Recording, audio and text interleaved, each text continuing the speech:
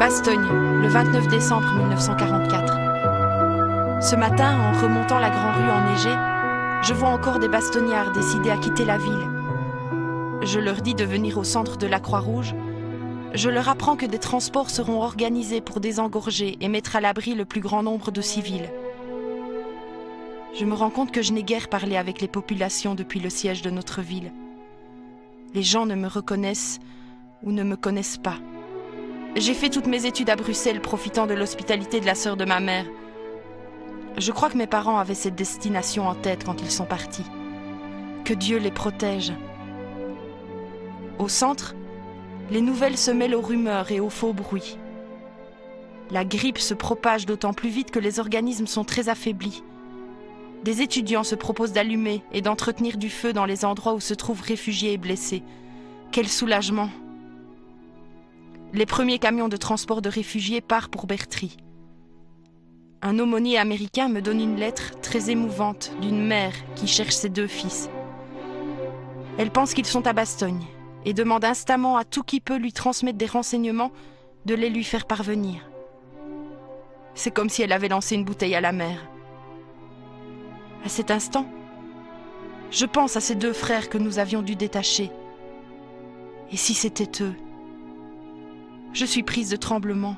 Mon front se couvre de sueur. Comment retrouver le nom de ces 2 soldats? Je ne me souviens pas s'ils provenaient de l'Ohio. Je ne sais plus quoi faire. Retrouver Jimmy. Il saura certainement me fournir des renseignements. En fin d'après-midi, des bruits circulent comme quoi il se serait passé des événements graves à Chenogny. Il y aurait des dizaines de tués parmi les civils, mais pas de précision. N'aurions-nous pas encore atteint le sommet de l'horreur? Foutue guerre, je te hais!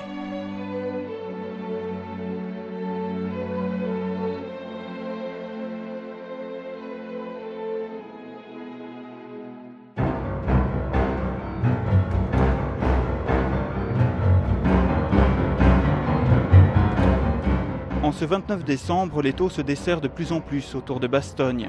Le couloir d'accès à la ville s'étend à présent sur 2 km de large.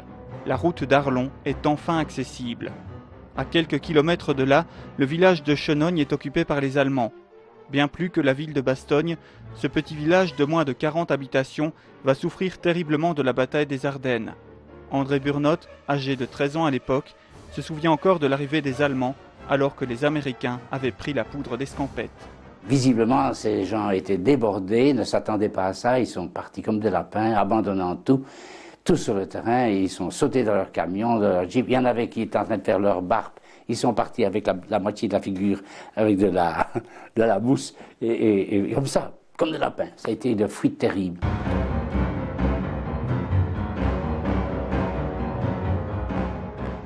Et puis alors on a vu arriver cette colonne qui était étonnante parce que c'était des jeunes. Il faut savoir que l'armée, à ce moment-là, Hitler avait mobilisé les jeunes de 16 et 17 ans, donc il y avait des gamins dans la troupe, et ils étaient gonflés à bloc. Alors, est-ce qu'on les droguait? Ça, personne ne saura le dire. Mais en tout cas, ils étaient fanfarons, claironnants, ils allaient renverser les choses. C'était fini, la guerre allait reprendre pour eux, et la victoire était au bout.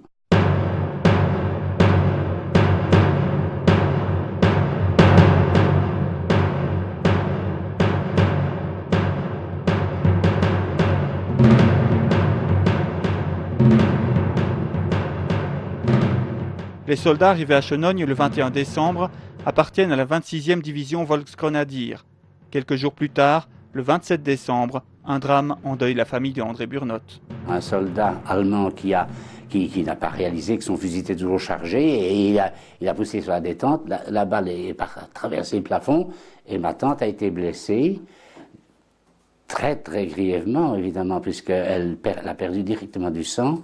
Et le lendemain, alors, les Allemands ont reconnu immédiatement leur erreur, en disant leur faute, et ils ont dit, nous allons la soigner, nous allons l'emmener, rassurez-vous, ils ont dit ça à mon oncle, mais le temps, malheureusement, faisait son œuvre, et le lendemain matin, ils sont partis en ambulance allemande, mon oncle et ma tante, Et en cours de route, ils ont dû faire demi-tour, parce que l'antenne de Croix-Rouge allemande avait elle-même fait demi-tour. Et finalement, ils sont aboutis, ils se sont retrouvés au Grand-Duché à Brachtenbach, où elle est décédée le 28.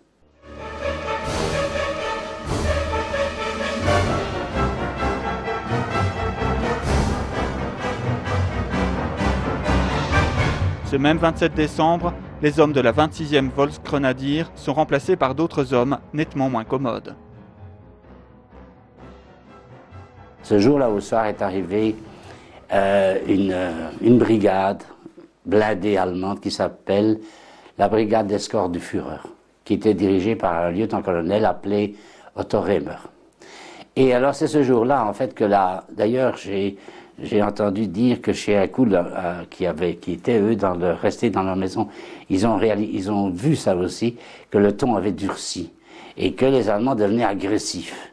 Et ils ont occupé, à ce moment-là, cette brigade, elle a absolument assiégé Sonnenholm, et elle en a fait une forteresse.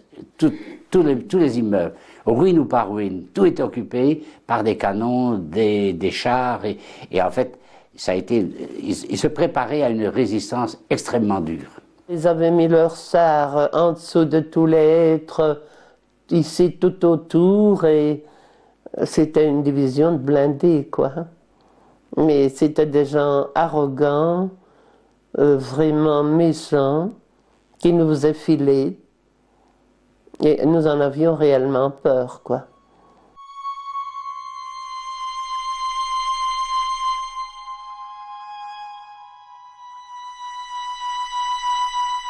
Ce 29 décembre, Schonogne est la cible de violentes attaques américaines. Pratiquement toutes les maisons du village se transforment en gigantesques brasiers. Il y avait donc, je crois que c'est 37 maisons, et le village a pris feu. C'était essentiellement rural. Il y avait beaucoup de granges. Tout a pris feu.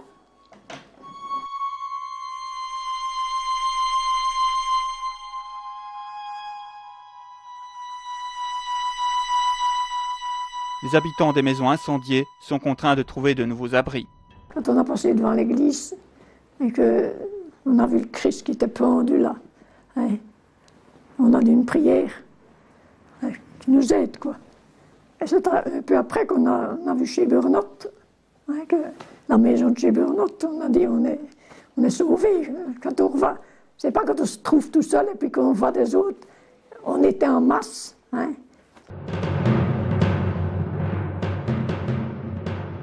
Environ 80 personnes, dont une quarantaine d'Allemands, sont ainsi réfugiés dans les caves de la maison Burnout. Une des 5 caves est d'ailleurs transformée en morgue. Nous avons notamment vu un jour dévaler l'escalier de cave un Allemand qui était en lambeaux et en sang et qui avait été brûlé. Nous l'avons compris comme ça, il était sur une moto. Et sa moto a flambé et a été brûlée. Il hurlait à mort. Il est mort là, d'ailleurs, cet Allemand. 48 personnes sont réfugiées à la ferme Mignon-Mars. Il y a une dame qui était arrivée de Champs, près de Bastogne, avec ses 2 petits-enfants. Elle en avait un sur les genoux. Elle était assise sur une chaise à l'étable. Et alors, l'autre petit garçon, lui, qui avait tellement eu peur en arrivant, il s'était sauvé au bout de la rue et il y a passé la nuit. Il a passé la nuit, là, à 7 h du matin, il arrive sur la porte, maman va ouvrir. Elle lui dit, qu'est-ce que vous faites ici? Ben, je cherche ma maman, dit-il le petit. Alors, elle était ici avec une petite sœur ou un petit frère. Et alors, il est entré, mon Dieu, dit-elle, je croyais qu'il était tué. Elle était si heureuse de le revoir.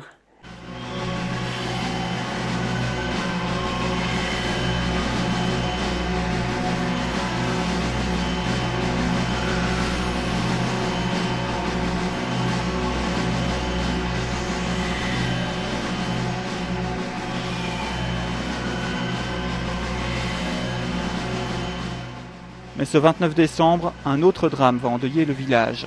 Fouillant leur ferme embrasée, la famille Zabus tente de rejoindre à travers champs la maison Mignon pour s'y réfugier.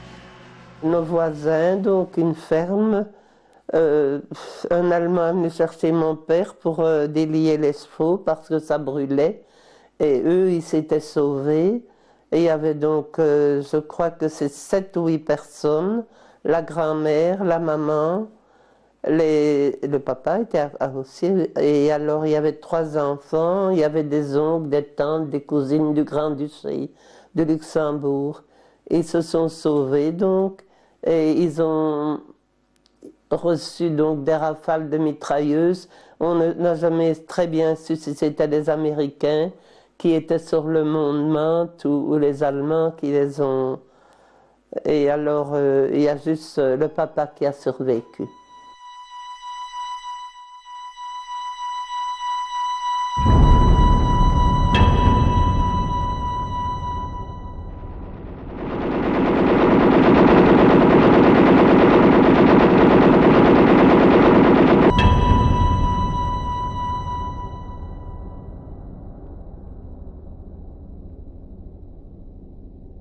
Ils sont restés là dans la neige 3 jours. On a essayé d'aller les chercher, les blessés.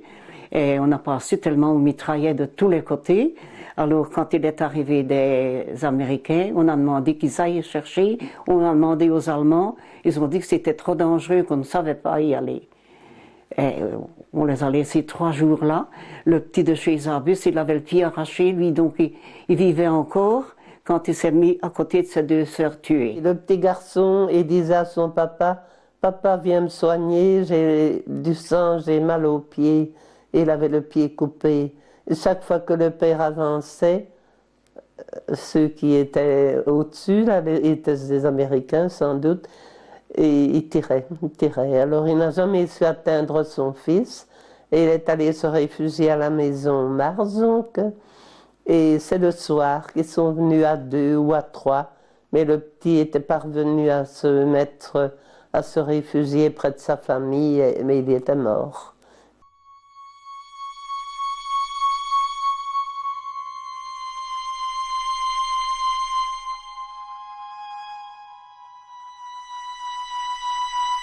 L'épouse d'Antoine Zabus, sa belle-mère, ses 3 enfants et 5 membres appartenant à 2 familles réfugiées chez les Zabus ont trouvé la mort sous des tirs de mitrailleuses dont on ne connaîtra sans doute jamais la provenance. Le lendemain, 30 décembre, 2 autres familles de Chenogne allaient connaître le même sort. Les familles Chalon et Roland, qui réfugiés à Houmont, fouillaient également leur maison en flammes. Ils s'étaient cachés en dessous d'un pont de Grange. Et alors, comme on mitraillait, ils ont voulu se cacher autre part. Et au fur et à mesure qu'ils sortaient, on les mitraillait. Ils ont été tués là aussi. 3 enfants et la maman.